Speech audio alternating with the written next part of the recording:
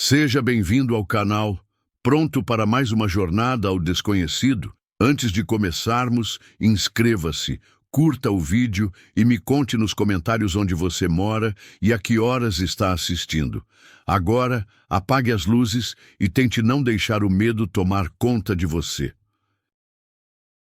Nunca imaginei que um simples número de telefone pudesse se transformar em uma ameaça real. Minha vida mudou com uma notificação e não voltou a ser a mesma desde então. Me chamo Gláucia Fernandes, tenho 27 anos. Há 6 meses, aluguei um apartamento sozinha no bairro Álamos, na Cidade do México. É um prédio pequeno, de apenas 4 andares, construído nos anos 80, com 8 apartamentos no total. Aluguei porque fica perto do meu trabalho. Sou designer em uma editora de revistas e a região me parecia tranquila. Árvores, padarias antigas, vizinhos mais velhos que varrem a calçada bem cedinho. Nada de estranho, até que comecei a notar coisas que não tinham explicação. Primeiro foram as fechaduras frouxas. 2 vezes, em menos de um mês, cheguei em casa e senti que a chave girava com facilidade demais. Não como se tivessem forçado a fechadura, mas sim como se alguém a tivesse desmontado e montado de volta do jeito errado. Comentei sobre isso com o porteiro, Dom Roberto, um senhor de 68 anos que mora no térreo, mas ele me disse que não tinha visto nada de estranho.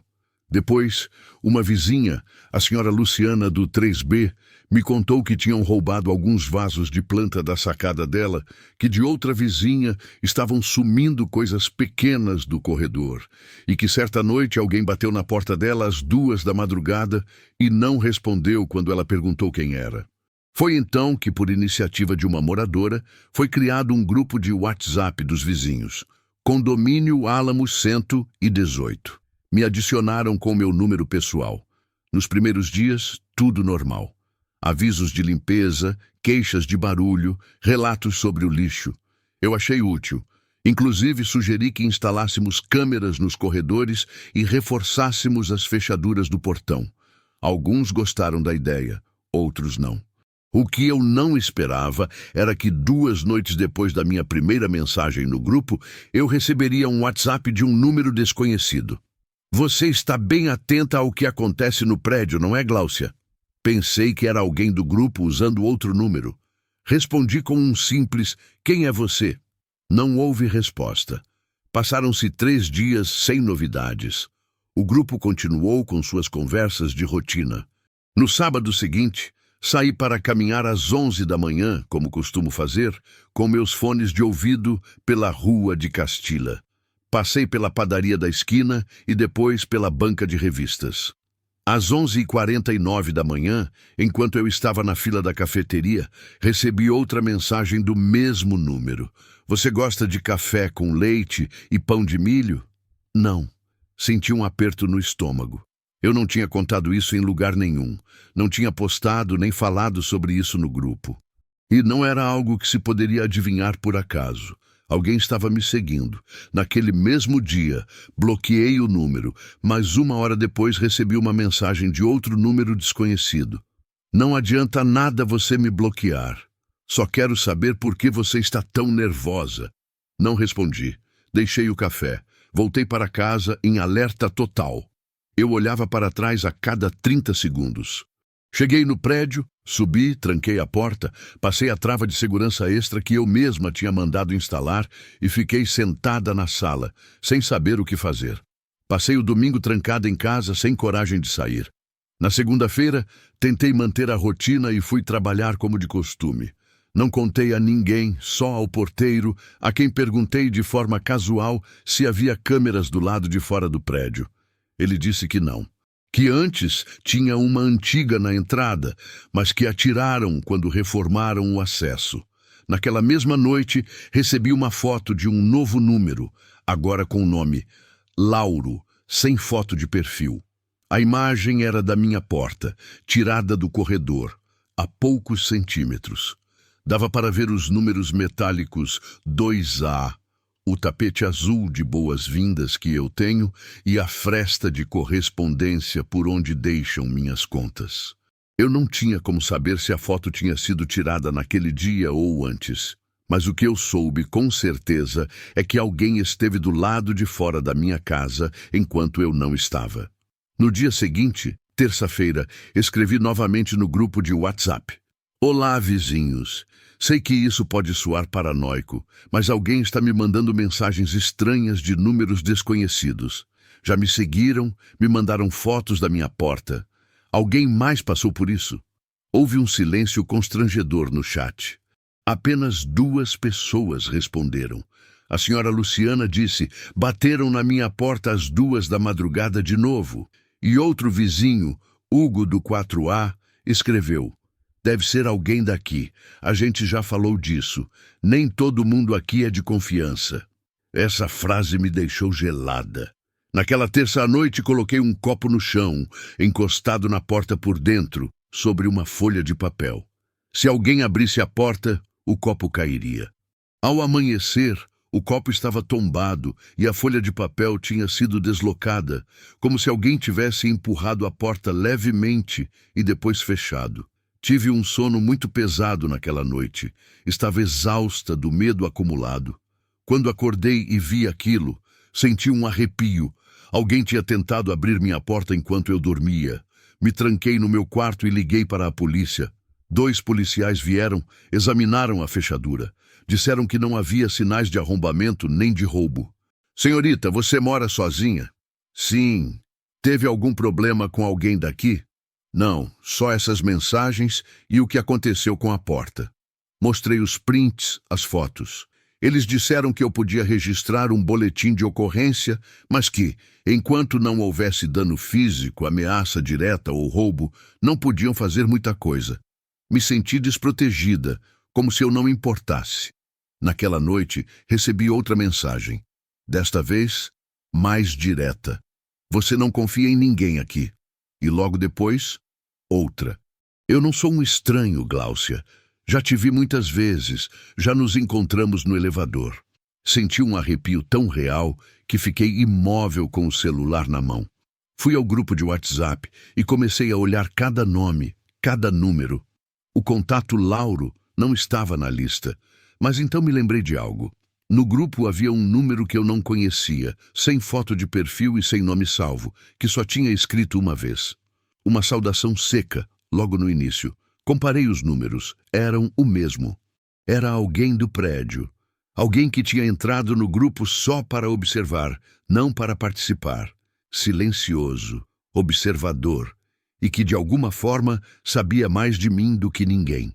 Entrei em contato com Marcelo, um amigo analista de sistemas do meu trabalho que entende de redes e segurança digital. Pedi a ele que rastreasse a origem dos números. Ele me disse que todas as mensagens vinham de um único aparelho, usando chips de celular diferentes. O padrão era claro. Cada chip durava 2 ou 3 mensagens antes de ser trocado. Era alguém que sabia o que estava fazendo. E o mais inquietante, todas as mensagens eram enviadas apenas quando eu estava em casa ou perto do prédio. Nunca em horário de trabalho, nunca quando eu viajava. Marcelo disse: ele está perto, é alguém que está te vendo diretamente, não tenha dúvida. Decidi fazer algo arriscado. Publiquei uma mensagem no grupo. Para quem está me escrevendo de números falsos, eu já sei que você é do prédio. Já denunciei. E se você não parar, todo mundo vai saber quem você é. 10 minutos depois, aquele número saiu do grupo, voluntariamente.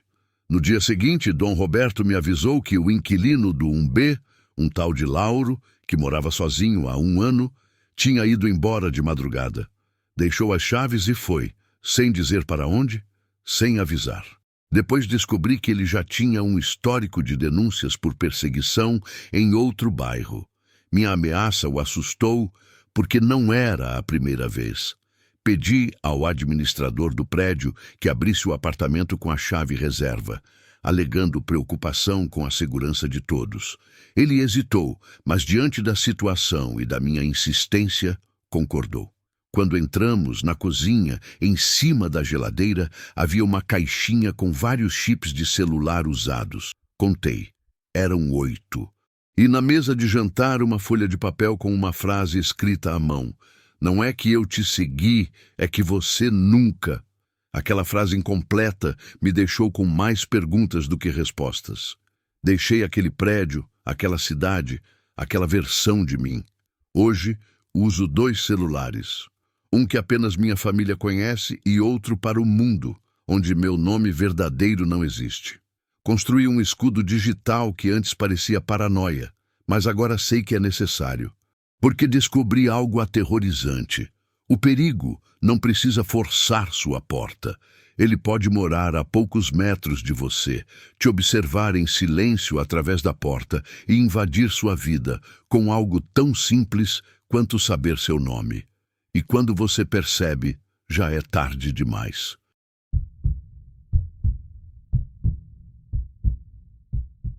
Há anos, no volante como motorista de aplicativo, eu achava que nenhuma corrida poderia me surpreender. Estava enganado e descobri isso da pior forma possível. Uma única viagem para o quilômetro 23 me roubou algo que nunca recuperei: minha paz. Meu nome é Gabriel Santa Cruz. Eu tenho 42 anos e sou motorista de aplicativo desde 2019. Dirijo um Versa cinza, ano 2017, que já conhece de cor cada rua esburacada de Guadalajara. Eu nunca tive problemas sérios com esse trabalho. Gosto de dirigir à noite, falar pouco e colocar uma música instrumental para tocar. Com isso e um pouco de sorte, eu tiro o suficiente para o aluguel, a comida e as idas à oficina. Não sou do tipo que acredita em coisas estranhas. Eu não tenho tempo para isso. Meu negócio é a estrada, o volante e que ninguém vomite no meu banco. Mas tudo mudou numa madrugada de terça-feira, às 2h47, quando recebi uma chamada de corrida que simplesmente não deveria existir. Eu estava parado no posto de gasolina da Avenida Federalismo com a Periférico, tomando um café da garrafa térmica, quando a notificação tocou. Era um toque diferente, mas ainda assim pensei que fosse do aplicativo. Peguei o celular e vi o aviso: cliente próximo. Destino: Colinas de la Mesa Colorada. Partida: rodovia para Saltillo, quilômetro 23. Não achei estranho na hora. Naquele horário, muitas chamadas vêm de áreas industriais ou de chácaras. Eu aceitei a corrida, mas alguma coisa já estava errada e eu não percebi. Primeiro, a tela do celular congelou assim que eu aceitei. Não aparecia a foto do usuário, nem o tempo estimado, nem o valor da corrida. Só o botão de cancelar, que estava cinza, desativado. Pensei que era só uma falha de sinal momentânea. O aplicativo trava de vez em quando, mas na parte de cima da tela apareceu um número, como se alguém estivesse me ligando. Não era aquele número mascarado que o aplicativo usa. Esse era um número normal, visível, sem código de área. 332899444156. Isso nunca tinha me acontecido. Eu atendi. Alô? Silêncio. Então, uma voz distorcida, como se estivesse falando no viva-voz de dentro de uma caverna, disse: não pare, não pegue outro caminho, não pergunte nada. Eu gelei. Quem está falando? Apenas dirija. Você já aceitou. E desligou. Olhei para o mapa. O ponto de embarque continuava marcado ali. Pensei em cancelar de novo, mas o botão continuava travado. Por medo de perder a conta, por curiosidade mórbida, talvez até por orgulho de motorista que não desiste de corrida, eu decidi ir. Segui para o quilômetro 23 da rodovia para Saltillo, uma área com pouca iluminação, com umas estradinhas de terra que levam a comunidades pequenas, quase rurais. Chegando lá, não tinha ninguém. Só uma estrada de chão, uma cerca de alambrado meio caída e uns arbustos que davam para um terreno baldio. Abaixei o vidro, esperei, olhei pelo retrovisor, nada. E então o celular vibrou. Mensagem de texto, do mesmo número. Você está atrasado, apague os faróis. Eu fiz o que ele mandou. Apaguei os faróis e deixei só o pisca-alerta ligado. O silêncio era denso. Nem um grilo, nem um cachorro. Nada. Segundos depois, algo ou alguém entrou no banco de trás.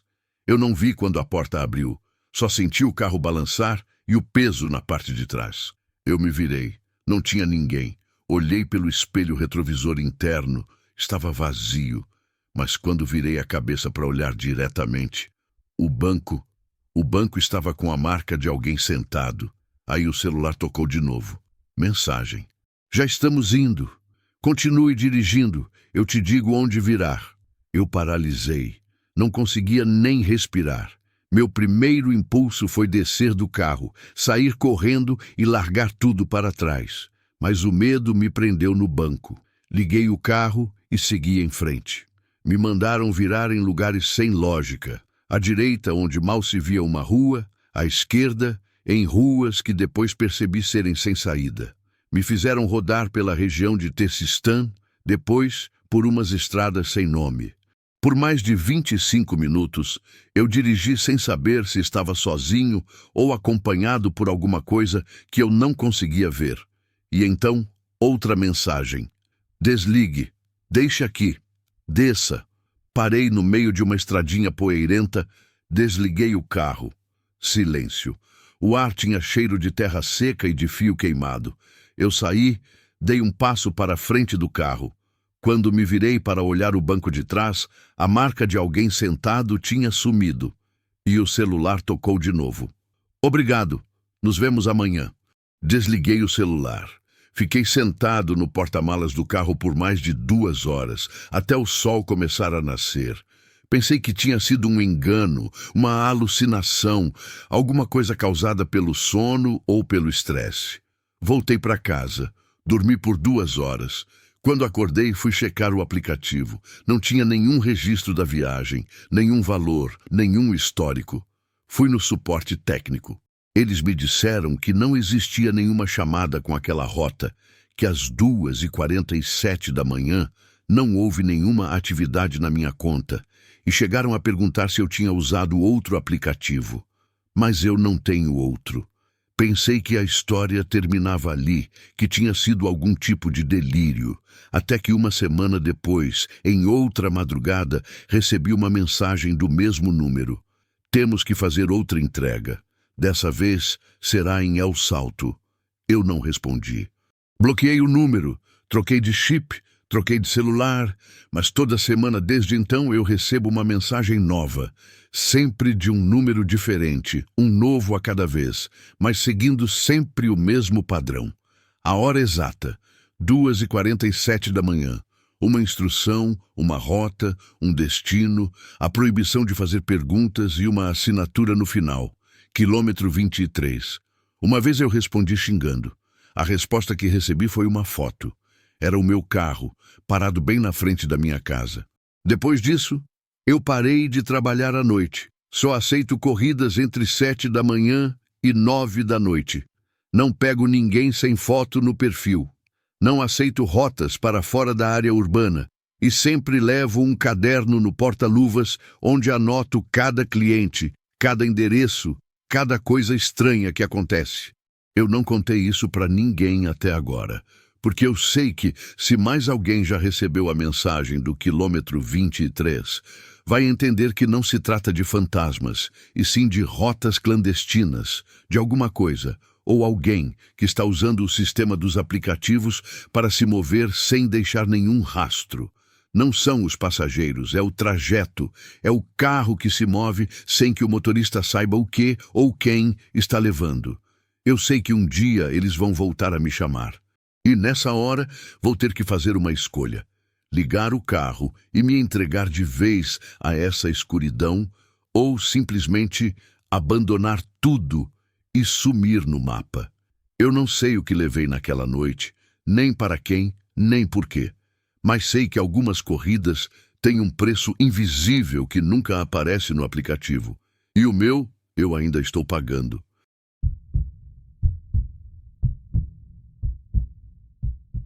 O verdadeiro medo se esconde nos lugares que ninguém olha, nos espaços que a gente esquece de vigiar.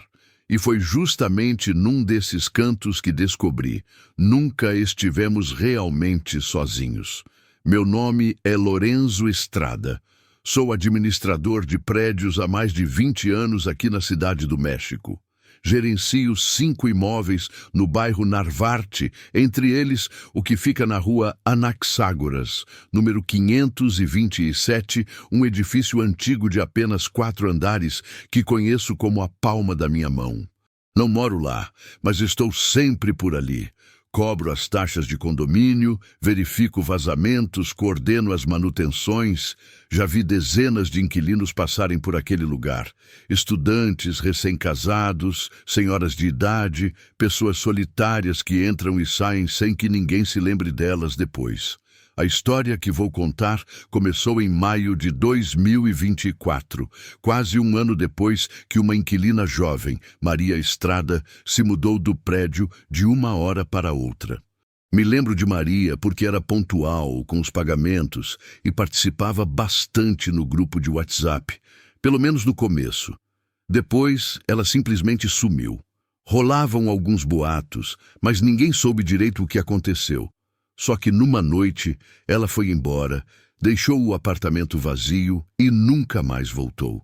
Acontece que há algumas semanas começaram os preparativos para reformar o prédio. A administração mudou de dono e os novos responsáveis queriam modernizar os espaços. Pintura nova, troca dos interfones, câmeras nos corredores. Fiquei encarregado do inventário antes da obra. Durante essa vistoria, entrei para checar os quartinhos de serviço, incluindo um que fica ao lado da escada do primeiro andar. É um espaço pequeno, sem janelas, onde antigamente guardavam ferramentas e coisas do porteiro. Ninguém entra ali há anos, ou pelo menos era o que eu pensava. Quando abri a porta e entrei, percebi algo estranho na fechadura. Ela tinha sido manipulada por dentro. Não parecia forçada, sabe? Era como se alguém tivesse desmontado o mecanismo e depois montado de novo. Dentro do quartinho havia uma cama de campanha velha, uma garrafa de água fechada e uma mochila preta pendurada num prego. No início, pensei que fosse de algum funcionário que entrou ali sem permissão, mas quando fui olhar a mochila, encontrei algo mais. Um caderno e um celular antigo, sem bateria. O caderno tinha anotações feitas à mão, curtas, com uma letra suja, quase obsessiva. 16h15. Desceu para jogar o lixo, blusa branca, não fechou direito a porta da varanda. Hoje falou com o porteiro por 7 minutos. Sorriu 3 vezes. 22h22. Luzes apagadas, mas ela continua no quarto, esperando. No final de uma das páginas estava escrito o nome Maria E, com tinta vermelha. E embaixo, ela me vê, mas não me olha, ninguém me olha. Na hora, um arrepio subiu pela minha espinha. Entendi que o que havia naquele quarto não era lixo esquecido. Era o rastro de alguém que esteve vivendo dentro do prédio sem ser visto. E não estou falando de um morador de rua ou um invasor qualquer. Aquilo era sistemático, detalhado. Alguém esteve observando os vizinhos por semanas, talvez meses, e o mais perturbador é que ninguém, absolutamente ninguém, percebeu. Pedi ajuda para o novo zelador que estava trabalhando na reforma para revisar o sistema elétrico. Encontramos uma fiação irregular que conectava aquele quartinho à energia do prédio, uma espécie de gato. Também achamos uma extensão que ia até a fiação do sistema de interfones. Segundo os técnicos, alguém poderia ter escutado o que acontecia dentro dos apartamentos se soubesse como manipular os cabos. Não sou especialista nisso, mas entendi que se tratava de alguém com conhecimento básico de instalações elétricas e redes. Pensei imediatamente em um antigo inquilino.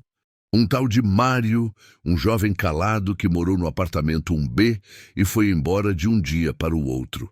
Ele nunca deixou de pagar em dia, mas desapareceu sem finalizar o contrato. Só deixou as chaves e um e-mail pedindo a baixa. Não houve queixas, não houve reclamações. Até agora, liguei para a administração central. Pedi para checarem os dados de Mário. O número que ele deu já não estava ativo. O e-mail também não existia. E o mais estranho, ele nunca entregou uma cópia oficial de documento, só uma cópia escaneada de identificação, toda borrada, que o dono anterior aceitou. Pedi para revisarem as câmeras novas, para ver se alguém tinha entrado no prédio sem permissão recentemente. Nada de estranho, mas quando pedi as imagens do porão de uma câmera que apontava para a entrada da sala de manutenção, o técnico me disse algo que me fez gelar. Essa câmera foi instalada há 2 semanas, mas nos últimos 3 dias ela não gravou nada. É como se alguém tivesse desligado, mas de um jeito muito preciso. Fomos verificar. A fiação estava intacta. O cartão de memória tinha sido retirado. Fiz um registro informal na polícia do bairro. Me disseram que eu poderia prestar queixa, mas que sem uma evidência direta de invasão ou de algum dano a terceiros, eles não poderiam iniciar uma investigação. Mostrei o caderno a eles. Me recomendaram que guardasse e que, se acontecesse algo mais, eu os procurasse, mas que, por enquanto, não havia crime a ser investigado. Não mencionei o nome de Maria. Não sabia se ela estava segura ou se gostaria de saber que alguém a observou no prédio, registrando cada movimento dela. Só soube que ela não estava louca, que aquilo que ela suspeitava era verdade. Agora, eu entendia por que Maria tinha ido embora tão repentinamente. Mário pode nunca ter ido embora de verdade. Ou se foi, alguém continuou fazendo o que ele começou. Hoje a reforma continua.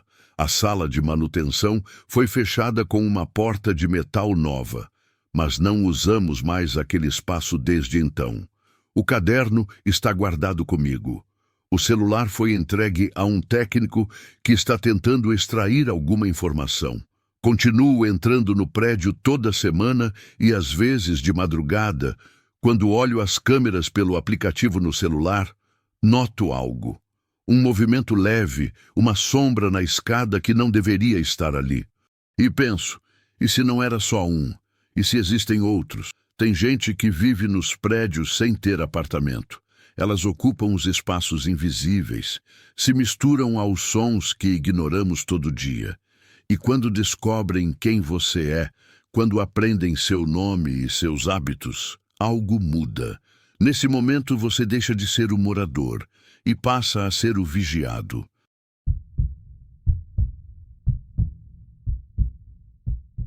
O desespero por dinheiro faz a gente aceitar coisas que normalmente a gente recusaria. No meu caso, uma viagem de 1 hora me custou minha paz, minha profissão e talvez até a vida. Meu nome é Emílio Sanches. Tenho 29 anos e dirigia para aplicativo há quase 1 ano e meio. Às vezes fazia umas corridas por fora, pelo Uber ou outros aplicativos, quando precisava completar a grana da semana. Antes disso, eu era ajudante numa loja de autopeças, mas entrei nessa vida de motorista porque achava que seria mais livre, mais tranquilo. Pelo menos era isso que eu pensava. Até que no dia 14 de outubro de 2023, fui preso com 3 galões lacrados no porta-malas do meu carro. Eu não fazia ideia do que tinha dentro deles e nem perguntei. Apenas segui as instruções, porque foi exatamente isso que me disseram quando aceitei aquela corrida. Só seguir o trajeto. Não fazer perguntas. Pagamento em dinheiro. Vou contar desde o começo. Era uma sexta-feira, quase 11 da noite. Eu já tinha até desligado o aplicativo. Estava cansado, mas ainda faltava um pouco de dinheiro para fechar as contas da semana. O aluguel estava atrasado e eu não podia falhar de novo. Foi quando recebi uma mensagem de texto de um número desconhecido. Temos você como opção para um serviço discreto. Exige confiança. O lucro é imediato. Você aceita? Pensei que era alguma piada, mas respondi: depende. O que eu tenho que fazer? A resposta veio na hora, bem específica. Pegar 3 pacotes na estrada para Monclova, no Marco 87. Levar até Cadereita, sem desvios e sem usar aplicativos. Te damos 2.500 pesos na entrega. 2.500 pesos por uma viagem de 1 hora, sem cliente, sem passageiro, só para levar uma coisa de um ponto a outro. Eu precisava daquele dinheiro. O aluguel não ia se pagar sozinho. Então aceitei. Talvez porque eu seja um idiota, ou porque estava exausto, ou porque o desespero não deixa a gente pensar direito. Eles me enviaram uma localização exata. Quando cheguei ao marco 87, na beira da estrada, já havia 3 caixas brancas tipo galões de 20 litros, todas lacradas. Um cara de boné estava esperando. Ele me disse um nome, mas duvido que fosse verdadeiro. Pediu para eu não abrir nada. Falou que já estava tudo marcado e que ele mesmo colocaria no porta-malas. Colocou as 3 caixas, fechou o porta-malas e foi embora sem mais conversa. Eu só dirigi. O destino era um galpão velho, perto da linha do trem em Cadereyta. O caminho levou pouco mais de 1 hora, como esperado, mas meu coração batia forte o tempo todo. Tinha algo muito estranho naquilo. Eu não conseguia tirar essa sensação da cabeça. Pensei em voltar, jogar aquelas caixas fora, mas já estava longe demais e precisava daquele dinheiro. Quando cheguei ao local, me mandaram esperar pelo contato. Estacionei em frente a um portão fechado. Fiquei ali parado, esperando alguém aparecer. Mas, de repente, as viaturas da polícia surgiram, como se já estivessem esperando ali perto. Não sei se alguém avisou ou se era a armadilha desde o começo. Não tive tempo de me mexer. Em poucos instantes, 2 policiais armados já estavam gritando para eu sair do carro, para não me mover, para largar o celular. Me algemaram e perguntaram o que eu estava levando. Eu disse a verdade. Eu não sei. Isso foi o pior de tudo, porque quando abriram o porta-malas e os galões, disseram que tinha ácido fórmico em um deles. No outro, tinha um remédio veterinário que usam para fazer droga. E o terceiro, eles disseram que precisariam analisar melhor. Fui acusado de transportar substâncias ilegais. Fui registrado na delegacia. Passei 2 dias inteiros detido em Apodaca. Na manhã do 3º dia, consegui fazer uma ligação. Liguei para minha irmã. Quando o advogado público que me designaram apareceu, contei tudo. Ele me olhou com uma cara de quem não acreditava. Você está me dizendo que não sabia o que estava levando? Não. Me mandaram uma mensagem, ofereceram dinheiro. Eu só fiz o transporte. E quem mandou a mensagem? Um número que não existe mais. Eu já procurei. Desapareceu. O número tinha sido apagado. Eu não tinha como provar que não sabia de nada, mas eles também não tinham como provar que eu sabia. Depois de alguns dias, descobri pelo advogado o que realmente tinha naqueles galões e por que era tão grave. Como eu não tinha antecedentes e não provaram que eu tinha intenção criminosa, me soltaram na manhã do 3º dia, mas com um aviso. Você está no nosso radar agora. Qualquer passo errado e voltamos. Meu carro foi apreendido como evidência. Tive que pegar um ônibus de volta para casa. Claro que nunca vi aqueles 2.500 pesos, mas o pior não foi a prisão. O pior veio depois. Comecei a receber mensagens, não naquele número antigo, mas no meu WhatsApp pessoal. Você falou demais.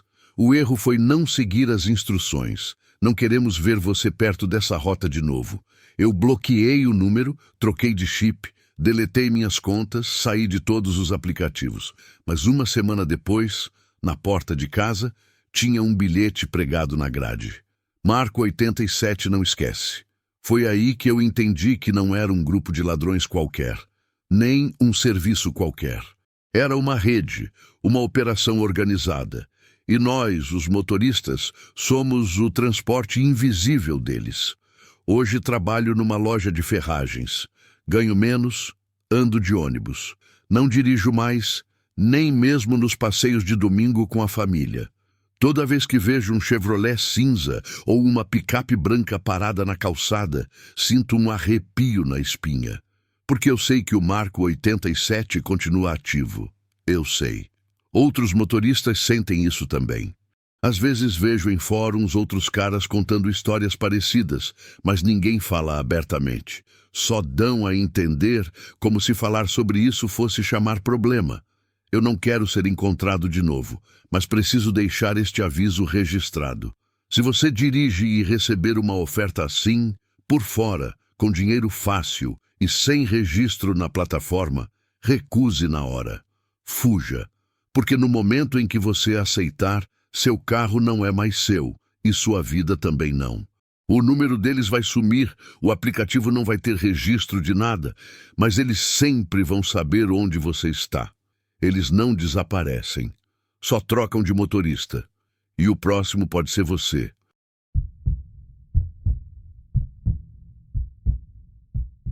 Eu só queria conseguir um celular novo para continuar trabalhando.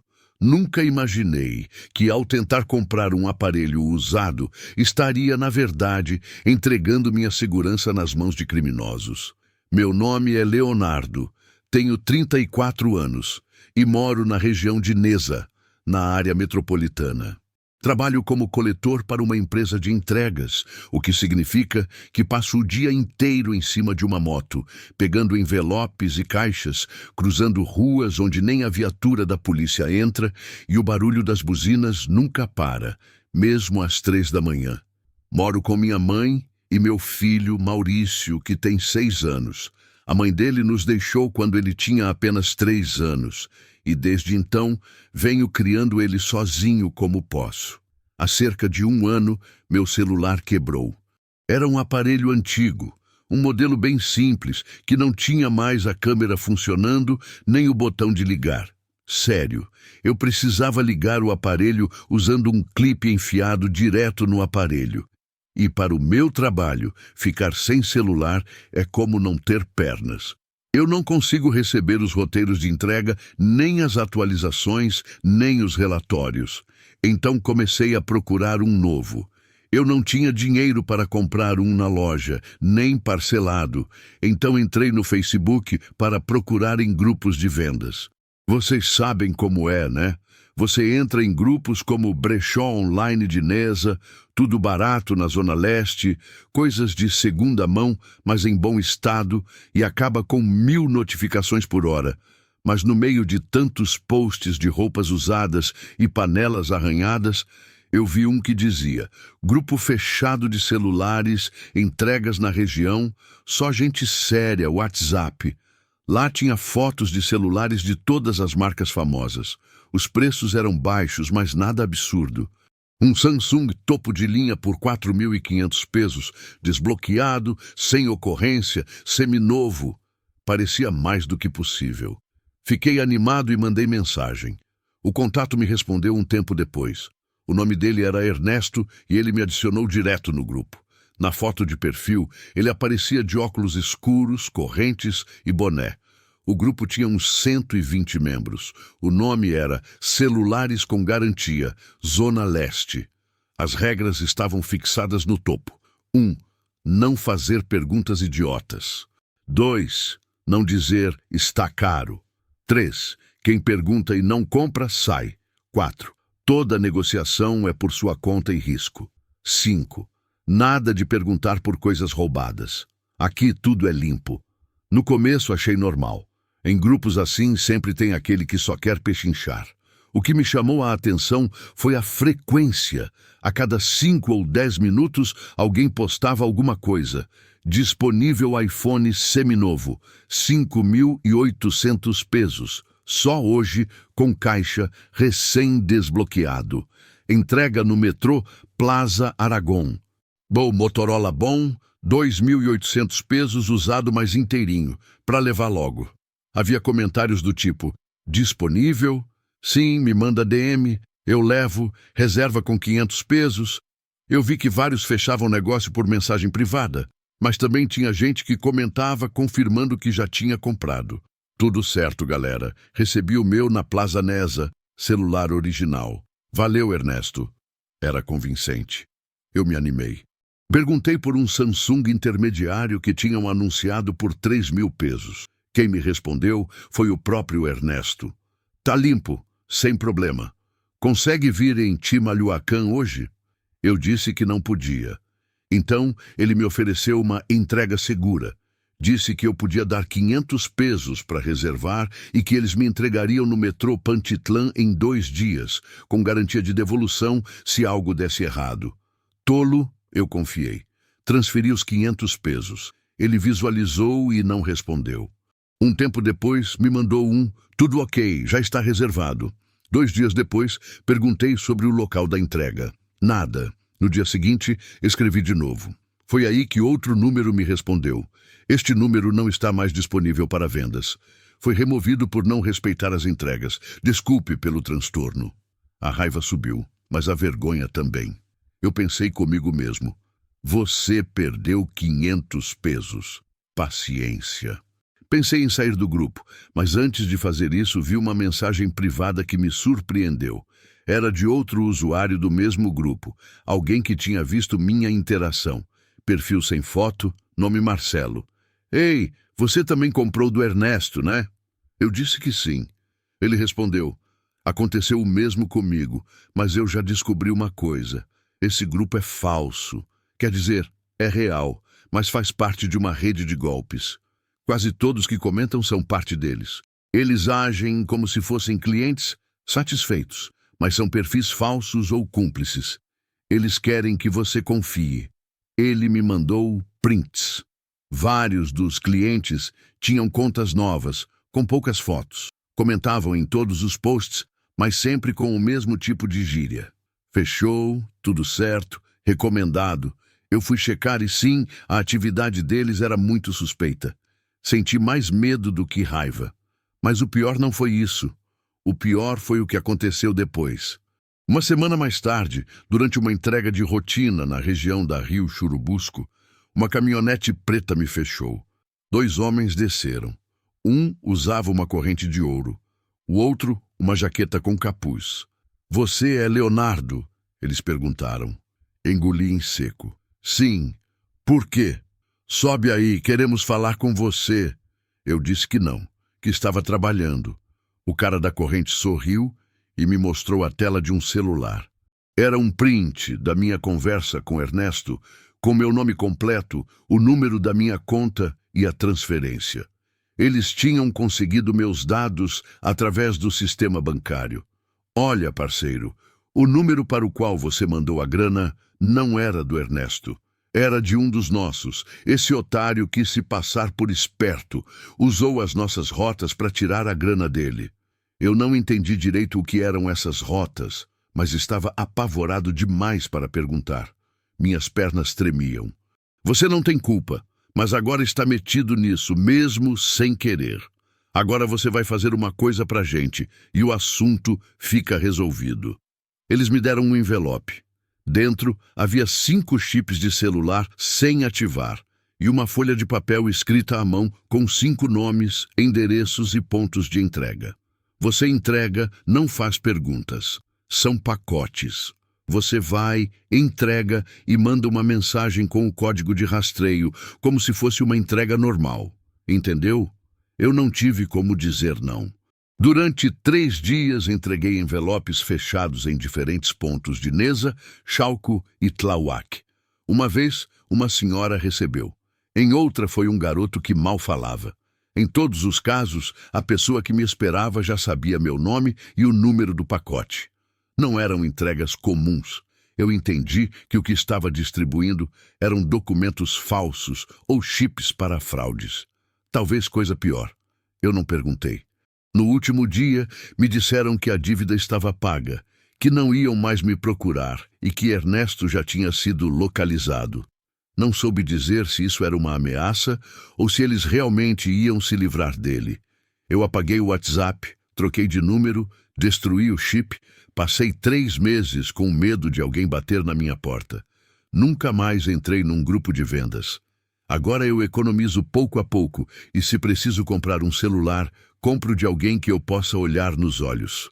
Às vezes ainda penso naqueles 500 pesos e em como uma decisão tão simples quase destruiu tudo. Eles não precisam de armas ou ameaças diretas no começo. Basta um grupo convincente, algumas mensagens enganosas e a promessa de um preço bom. Quando você percebe, já está dentro. E a saída só existe se eles permitirem, se é que existe alguma.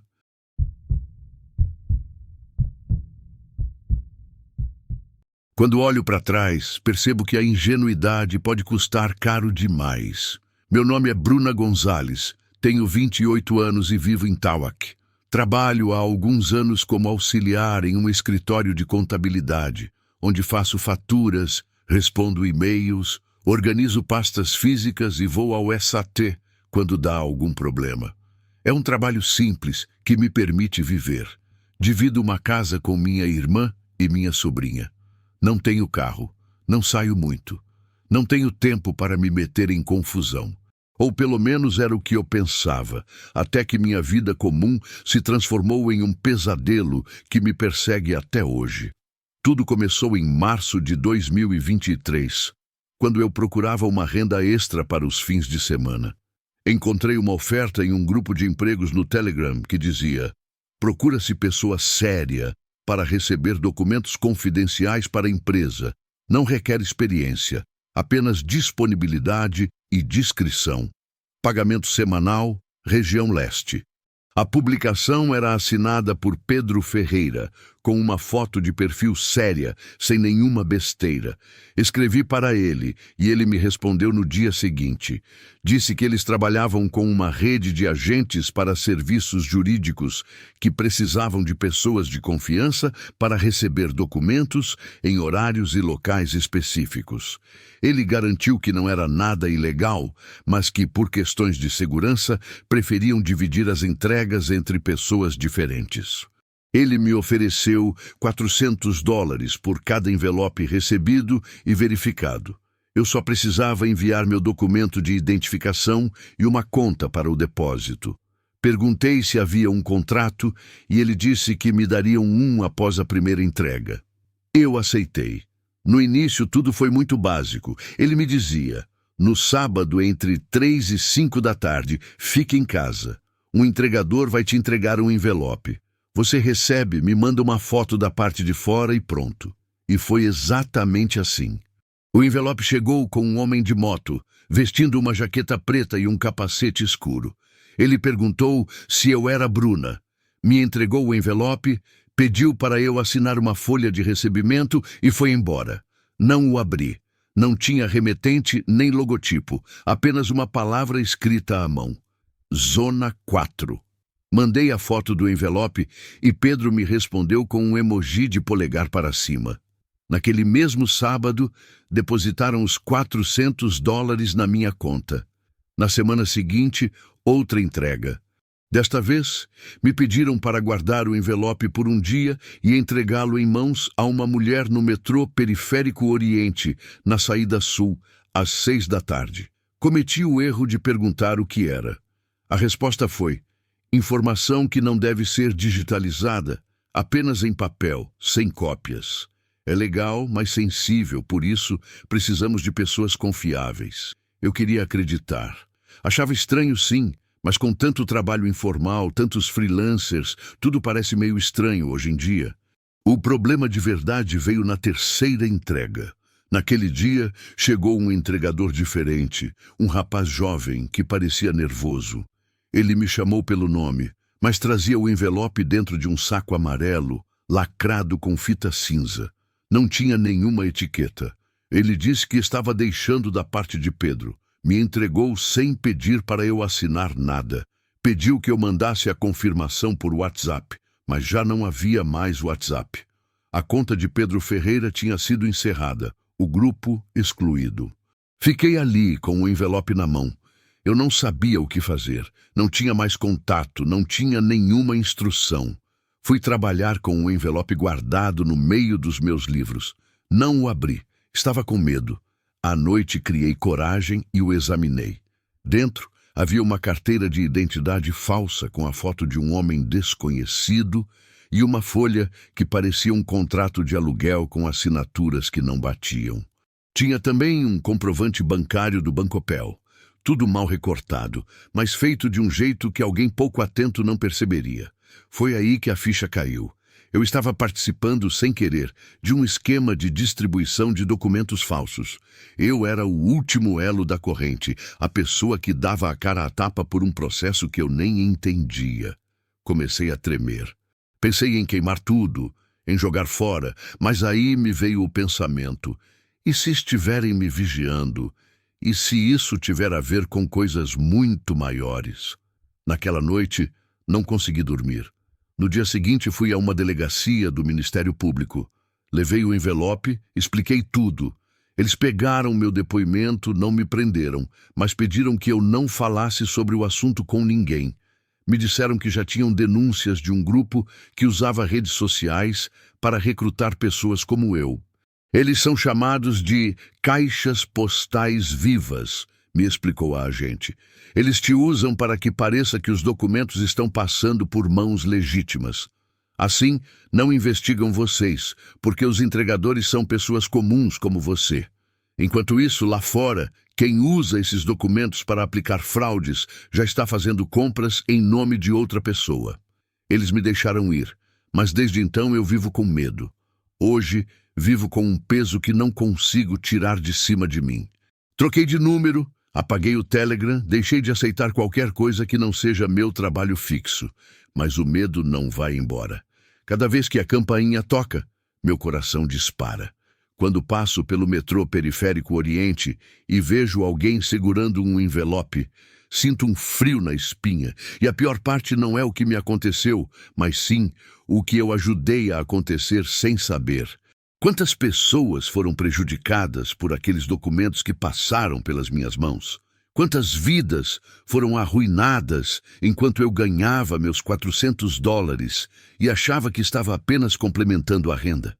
A verdade é que, em uma cidade tão grande e anônima como esta, qualquer um pode se tornar uma ferramenta de quem faz o mal. E quando você percebe, o arrependimento e o medo já se instalaram para sempre. Não existe voltar atrás.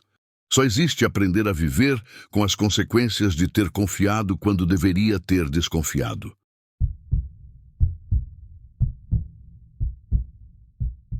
Todo mundo tem medo de um fantasma, mas o que acontece quando a assombração te manda uma mensagem no WhatsApp?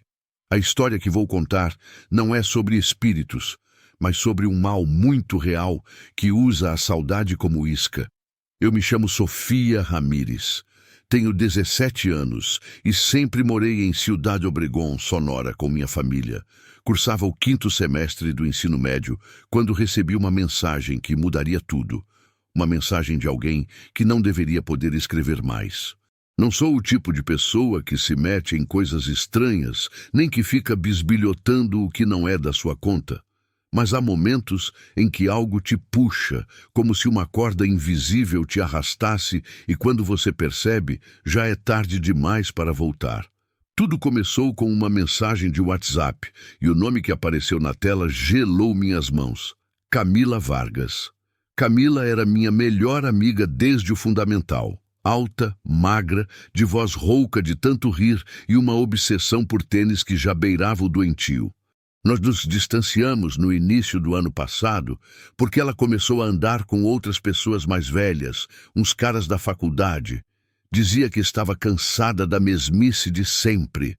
A última vez que a vi foi em abril de 2023. Lembro perfeitamente porque nesse dia houve uma manifestação em frente ao Palácio Municipal. A gente se esbarrou por acaso. Ela estava com um rapaz que eu não conhecia. Me cumprimentou rápido, de um jeito constrangido, e foi embora. Nunca mais soube dela. Uma semana depois, parou de responder às mensagens. Ninguém na escola a viu de novo. A mãe dela registrou uma queixa. Cartazes de busca foram espalhados por todo o estado. A versão mais comum dizia que ela tinha fugido com o namorado para Tijuana. Outra, que tinha sido sequestrada em uma festa. Mas nada foi confirmado. A investigação continua aberta. Tinham se passado 7 meses sem nenhum sinal. Até aquela segunda-feira de novembro, às 22h46. A primeira mensagem dizia: Sofia está acordada? A foto de perfil era a mesma que Camila tinha quando desapareceu. Uma selfie no espelho de uma loja de conveniência usando um moletom azul. O número também era o mesmo que eu tinha salvo há anos. Levei 1 minuto para responder. Pensei bem. E então digitei. É você? Demorou para responder. Sim, estou bem, mas não posso falar muito. Meu coração acelerou. Perguntei onde ela estava, o que tinha acontecido, se precisava de ajuda. Ela respondeu. Não me pergunte isso, só quero que você fale com uma pessoa. Pode escrever para ela. E me mandou um número com código 662, de Hermosilo. O nome no contato era Armando. Ela disse, diz que você é minha amiga. Essa pessoa vai te explicar. Eu estava em choque. Não sabia o que fazer. Copiei o número e colei em outra conversa. Antes de escrever, abri o perfil. Não tinha foto. Só o status dizia, tudo bem, você já está quase lá. Mandei uma mensagem. Oi, sou amiga da Camila. O visualizado apareceu em segundos. Já sabia que você ia escrever. Não sei explicar a sensação exata. Ainda não era medo. Era algo mais frio, como se estivessem me observando de algum lugar. Perguntei como conhecia Camila, o que sabia dela. Sei de tudo, mas antes preciso que você responda a umas perguntas. As perguntas eram estranhas. 1. Você tem horários fixos? 2. Alguém sabe com quem você está agora? 3. Você tem documento de identidade com foto? Senti um arrepio, não respondi, apenas digitei. Onde está Camila? A resposta veio com uma imagem. Uma foto borrada, noturna. Camila, ou alguém muito parecida, sentada no chão de costas. Parecia um quarto sujo, com paredes manchadas. A mensagem não dizia mais nada, só isso. E depois, ela está cuidando de você. Em breve você vai estar com ela. Bloqueei o número. Não dormi naquela noite. Na manhã seguinte, contei para minha mãe. Ela brigou comigo por continuar conversando com números desconhecidos. Pegou meu celular, mas depois me devolveu para que eu mostrasse tudo. Mostrei as mensagens, a foto. Fomos à promotoria especializada. Disseram que sim, que iam anotar tudo, mas que aquele número já havia sido denunciado. É parte de um padrão, um agente nos disse sem dar muitos detalhes. Várias adolescentes receberam mensagens de supostas amigas desaparecidas. Sempre as convidam para contatar outra pessoa. Às vezes marcam um encontro e às vezes elas desaparecem. Perguntei se alguém já tinha caído nessa. Ele disse que não podia dar detalhes. Nos recomendaram bloquear, não compartilhar nada e não divulgar mais nada sem autorização. Era para ter parado ali, mas eu não consegui. Desbloqueei o número de Camila e naquela mesma noite abri de novo a conversa. O número ainda estava ativo. Mandei um áudio. Se é você de verdade, me diz algo que só nós duas sabemos, algo que não está nas redes sociais. Passaram-se 5 minutos. Ela me mandou uma nota de voz. Era a voz dela. A mesma risada rouca disse: lembra daquela vez que a gente se escondeu no depósito do Mercado Soriana porque achávamos que estavam nos seguindo? Eu fiz xixi de tanto rir. Você jurou pelo seu hamster. Tinha certeza de que iam expulsar a gente. Nós nunca contamos isso para ninguém. Ninguém mais sabia. Era ela. Tinha que ser ela. Eu sabia que era perigoso, que poderia ser uma armadilha, mas uma parte de mim se recusava a aceitar que Camila estava morta. Juntei coragem e perguntei de novo. Onde você está? Ela respondeu. Não sei, mas só posso falar com você quando me deixam. Às vezes uso os telefones das outras. As outras te mantêm presa? Silêncio. E então? Diga a elas que sim. Diga que você está pronta. Ela me mandou outro número, este com código 646 de Ensenada. E disse, este é o último, só assim eu consigo sair. Eu não escrevi, não, desta vez eu liguei direto. Chamou. Uma voz de mulher atendeu, muito calma. Alô? Camila está com você? Silêncio. Sofia? Eu congelei. Como você sabe meu nome? Ficamos felizes que você atendeu. Clique. Desligaram. Fui para o quarto do meu irmão. Acordei ele. Ele, meio sonolento, perguntou se eu estava bem. Balancei a cabeça e disse que só queria ficar ali. Apenas me deitei no chão ao lado da cama dele e passei a noite de olhos abertos. No dia seguinte, minha mãe não me deixou ir à escola. Ligou para a promotoria de novo. Contei as novidades, o número, a ligação, a nota de voz. Eles disseram que era comum, que usam vozes gravadas do TikTok, mensagens antigas, áudios obtidos de redes sociais. Que nada provava que era realmente Camila, que os criminosos usam dados reais para atrair novas vítimas. Eu não conseguia aceitar. A voz era dela. Era Camila. Ou alguém estava falando por ela. Semanas se passaram. Não chegaram mais mensagens. Mas ouvi falar de outras 2 garotas em Obregón que também receberam mensagens de amigas desaparecidas. Uma delas sumiu 2 dias depois. Supostamente foi a uma loja de conveniência e não voltou mais. A outra conseguiram encontrar antes que ela embarcasse em um ônibus para Tijuana. Tinha comprado a passagem com a ajuda de alguém que a aconselhava pelo WhatsApp. O padrão era o mesmo. A voz da amiga, a promessa de que estava viva, a instrução para contatar outra pessoa e depois o vazio. Às vezes, sonho que estou no quarto da foto, que Camila está lá, sentada, e me diz para ter cuidado, para não ir, para não responder. Outras vezes, sonho o contrário. Ela me diz que eu também já estou lá e que ninguém sabe disso. Hoje, em outubro de 2024, já se passaram 11 meses desde aquela última mensagem. O número de Camila continua ativo. A foto mudou. Agora é uma flor branca sem rosto. Às vezes vejo se ela está online. Às vezes está. Eu já procurei em fóruns, grupos de mães que buscam seus filhos, sites de desaparecidos. Há dezenas de casos semelhantes, alguns com o mesmo modus operandi.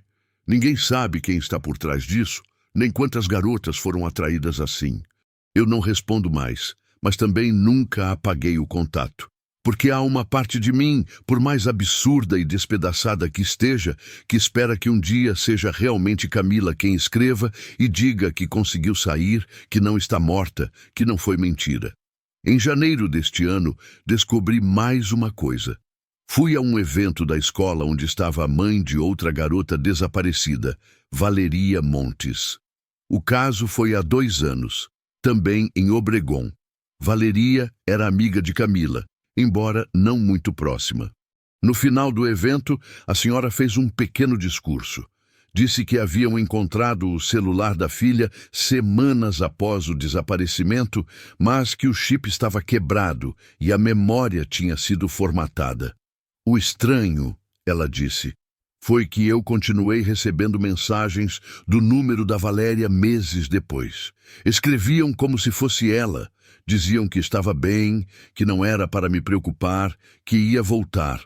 Mas toda vez que eu pedia uma videochamada ou uma prova, a conversa se encerrava. E um dia, o número deixou de existir.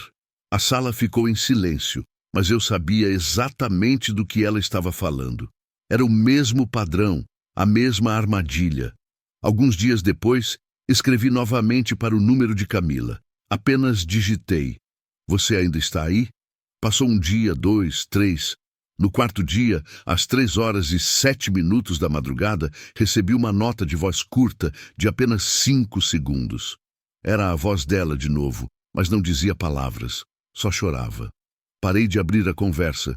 Não por segurança, mas por desespero, porque eu já não sabia se era ela ou se só estavam usando a voz dela como isca. Em fevereiro, uma garota chamada Daniela me contatou pelo Instagram. Ela disse que era de Mexicali e que tinha visto meu nome em um fórum sobre desaparecidas em Sonora. Me contou que também havia recebido mensagens de uma amiga desaparecida, que os textos eram muito parecidos com os meus e que inclusive tinham mandado uma foto em que a amiga dela aparecia de costas, sentada no chão de um quarto escuro. Pedi que me enviasse a foto. Ela enviou. Era o mesmo cenário da foto que me mandaram. O mesmo quarto sujo, a mesma posição de costas. Só que, desta vez, o cabelo da garota era diferente, mais curto, mais escuro. Daniela e eu trocamos informações.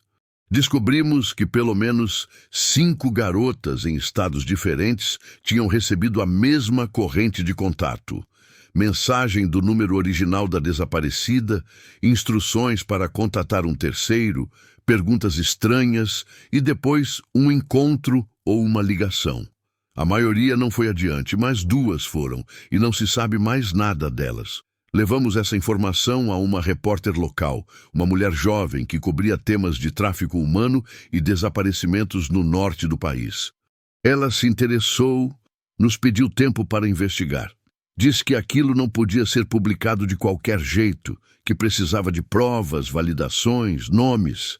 Mas antes que pudesse avançar, recebeu ameaças. Deixaram um bilhete debaixo do para-brisa do carro dela. Não era específico, mas era claro. O bilhete dizia: às vezes o que desaparece não quer ser encontrado. Ela se afastou do caso e nos pediu para fazer o mesmo, para cuidarmos de nossas famílias, para ficarmos alertas. A questão é que não se trata mais só de Camila, nem de Valéria, nem das outras. Isso é algo maior, algo frio, metódico. Alguém tem acesso aos números das desaparecidas. Alguém usa suas vozes, suas fotos, suas memórias. Alguém as transforma em iscas e alguém espera do outro lado por quem morder o anzol. Há algumas semanas, notei algo estranho. Toda vez que deixo o Wi-Fi ligado, meu celular se conecta a uma rede que não conheço. O nome é Luna Blanca 03. Só aparece quando estou sozinha, quando saio para o quintal, quando apago as luzes. Verifiquei o IP, não aparece registrado. Tentei rastrear o sinal. Vem de perto. Não sei o que pensar, mas toda noite, antes de dormir, eu abro a conversa com Camila. Às vezes me dá vontade de apagar tudo, de esquecer, de fingir que isso nunca aconteceu. Mas então vejo sua última nota de voz, 5 segundos de choro, real, doloroso, e repito para mim mesma: se ela ainda está lá, eu não posso me calar. Ainda não. Ainda abro aquela conversa. Sei que não deveria, mas abro. E toda vez que vejo aquele ícone verde ao lado do nome de Camila, indicando que ela está online, meu coração para, porque eu sei que não é ela. Nunca foi. Mas continua ali, ativo, esperando. Esperando que outra pessoa responda, que outra pessoa acredite, que outra pessoa ache que sua amiga finalmente voltou. Não sei quantas caíram na armadilha. Não sei se Camila ainda está viva. Talvez nunca saiba. Mas sei de uma coisa. Se uma pessoa que já se foi te mandar uma mensagem, não importa o quanto você sinta a falta dela, não importa o quanto pareça real, lembre-se de que quem está do outro lado não é quem você perdeu, é quem faz outras pessoas desaparecerem. E você pode ser a próxima.